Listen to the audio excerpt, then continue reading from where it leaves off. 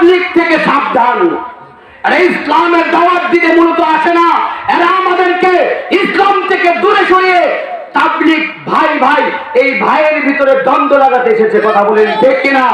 এই যে কালকে 4 জন মানুষকে শহীদ করেছো, মানুষ মেরে তোমরা কিসের ইসলাম প্রচার করতে চাচ্ছ?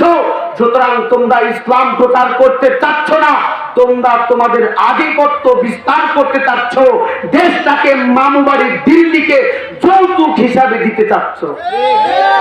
কথা বলেন ঠিক কিনা? সুতরাং আমরা সাত লীগের সাথে আছেন, সাত লীগের সাথে সন্তানকে মিশতে দিবেন না, আপনি মিশবেন না, আপনার গ্রামে সাত লীগকে আপনি বরদাস্ত করবেন না, আপনার মজলিসে সাত লীগকে আপনি বরদাস্ত। আল্লাহ আমাদেরকে সেই তৌফিক দান করুক, সকলে বলেন আল্লাহুম্মা আমিন।